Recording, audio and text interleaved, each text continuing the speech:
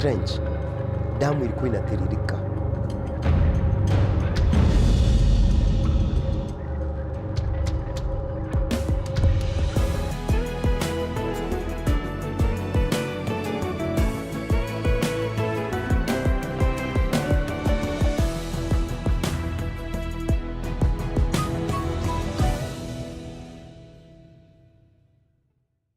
Are you ready to elevate your business game?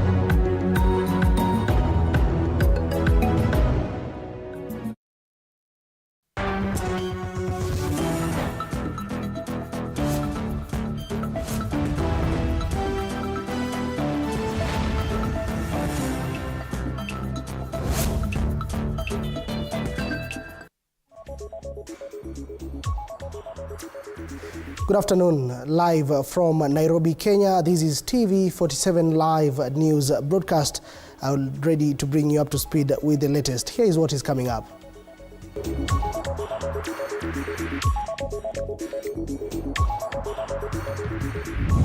The Ministry of Health now says the 2.3 million doses of BCG vaccine have arrived in the country and have been delivered to different health facilities across the country after weeks of biting shortages. We are disclosed that before the end of the month, you are supposed to receive 2.3 million doses of the vaccine. The Kenya Union of Clinical Officers, KUCO, has suspended its strike for the next 21 days, pending completion of negotiations on some of their grievances. Tumesitisha kwa wiki 3 na tuko na nguvu na tuko na uwezo wa kurejea kwa mgomo.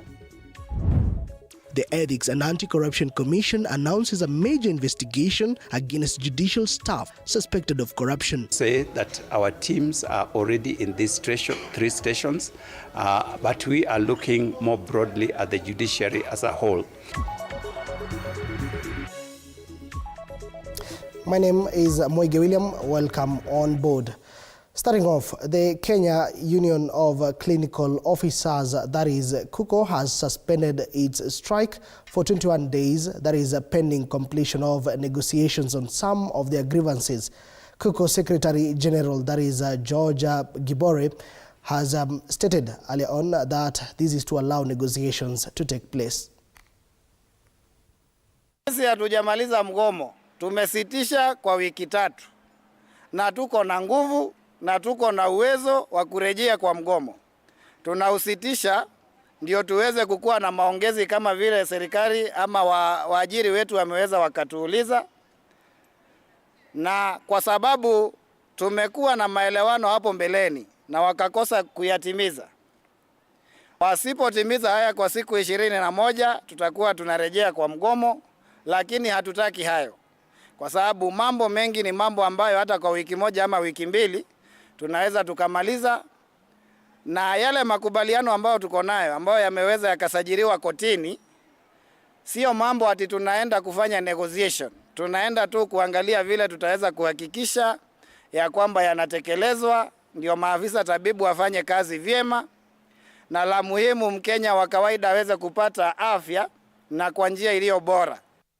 All right, still on matters health, the Ministry of Health now says the 2.3 million doses of BCG vaccine have arrived in the country and have been delivered to different health facilities across the country following a panic that is inducing shortage over the last few weeks. The Health Ministry has also announced that so far, 18.2 million Kenyans have registered with the Social Health Authority. The ministry is calling on the United States to reconsider its move to withdraw from the World Health Organization so as to cushion countries grappling with struggling health systems. In terms of vaccine status, in our conversation last week, the country has been grappling with a shortage of the BCG vaccine, which is supposed to prevent us from getting tuberculosis. And we have disclosed that before the end of the month, we are supposed to receive 2.3 million doses of the vaccine. I want to affirm that we received the vaccines the day before yesterday in our Kitengela stores, and distribution of the vaccines have commenced to the 9 regional depots. Nairobi has been allocated 450,000 doses, Kisumu 300,000, Kakamega 276, Nakuru 264, Mombasa 120, Meru, Nyeri 90,000 each, Garissa 120,000, and Eldoret 290,000. And we have kept a stock of 234,000 doses at the national level to be able to maintain the buffer stock. In terms of logistics, usually we are supposed to keep 6 months worth of stock at the national depot to ensure that at any given time we don't run out of the vaccines because of the long supply chain pipeline. We also are in the process in the next 1 to 2 months, end of this month to early February, we'll receive additional rotavirus vaccine, which is supposed to prevent diarrhea in children, tetanus diphtheria vaccine, and pentavalent vaccine, and also oral polio vaccine. In other news, the Ethics and Anti-Corruption Commission, that is the EACC chairperson David Oginde, has this afternoon announced that the commission has launched investigations against a section of judicial staff suspected of being involved in corruption cases. Oginde says the commission got information about the cases from Chief Justice Martha Koome, who asked him to launch an investigation immediately.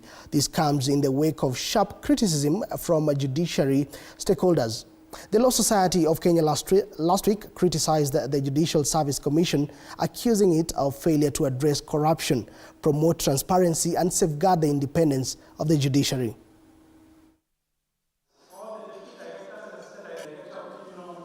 We had a meeting with the Chief Justice, and in that meeting she raised the concern that she's receiving reports that some of her officers are taking bribes and therefore subverting justice.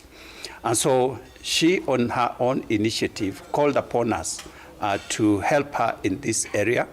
She identified 3 particular stations that have been mentioned where we would start, and I would want to say that our teams are already in these 3 stations, but we are looking more broadly at the judiciary as a whole.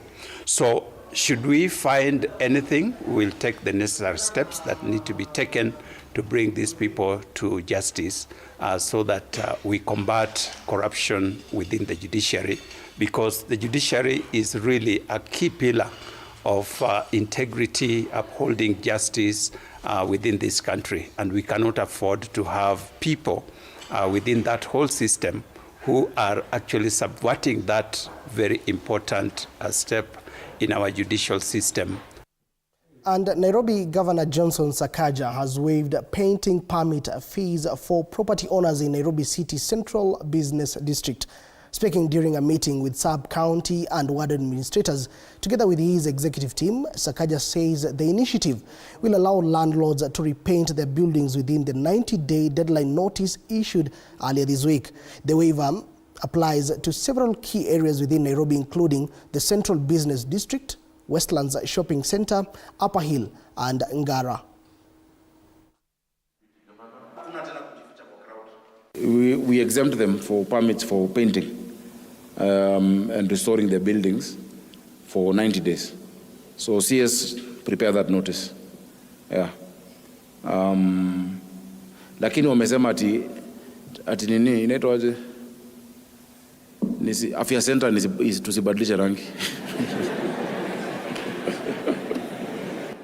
Watu wanapotea.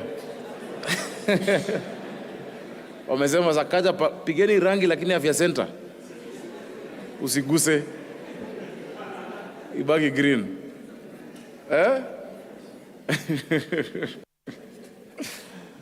So please make sure you back evil. Otherwise we'll have a crisis. And I want that painting to extend to our offices in the sub-counties.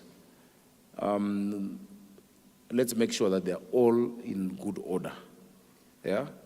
In perfect order. Members of Parliament from Northeastern Parliamentary Group, that is NEPG, led by Eldas Member of Parliament Edan Kainan and his Dadaab counterpart Farah Maalim, have criticized the Commission on Revenue Allocations formula, which favors a population size over landmass, arguing it neglects the region's unique challenges and calls for a fairer distribution of resources.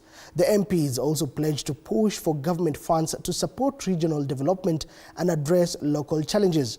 The MPs emphasized the need for targeted investments in infrastructure.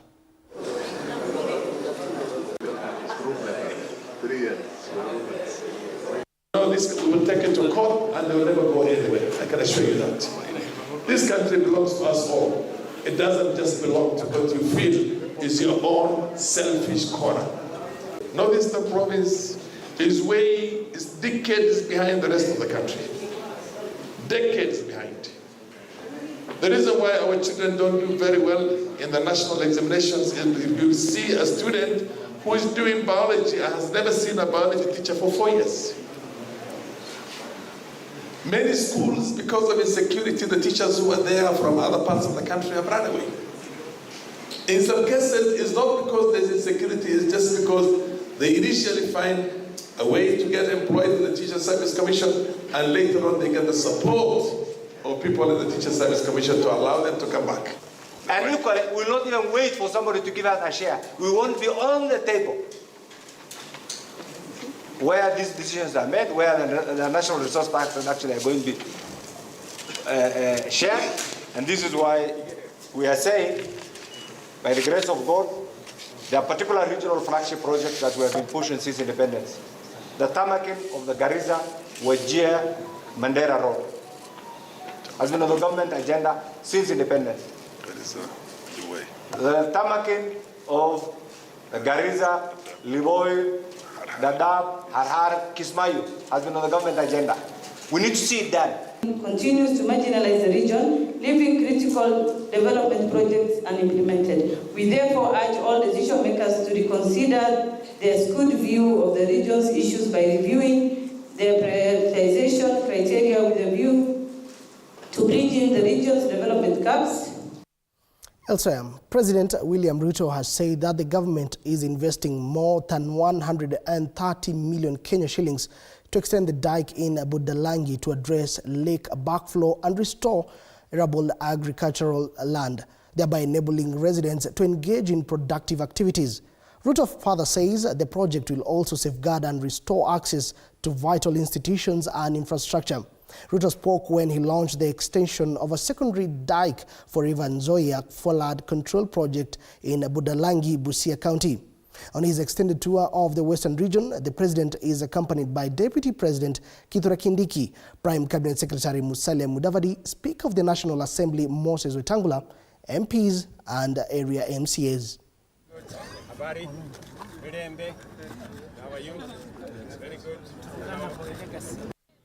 Mimi najua shida yetu ni kazi, si ndio? Contractor umemwona pale na rais amesema miezi 2 kazi itakuwa imeisha, si ndio? Lakini contractor tunamuomba tafadhali, first priority kwa zile kazi ni vijana wa wapi? Ni vijana wa wapi? Number 2, sisi tuna jukumu kama vijana, na jukumu letu ni kuhakikisha kwamba tunasoma kwa waliokuja mbele yetu. Rais amesema ili nchi yetu iendelee haraka, lazima tuwe kitu kimoja kama taifa.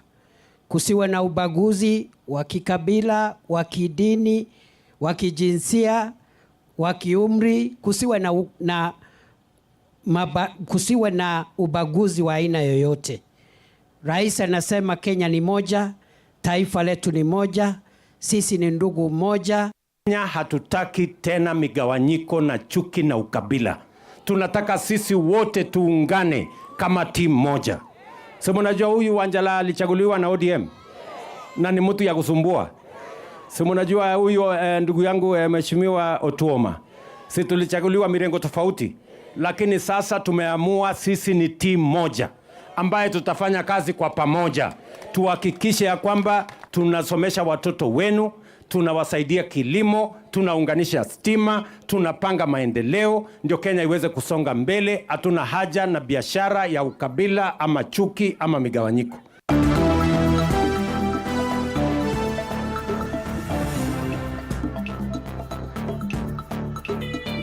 Sports News.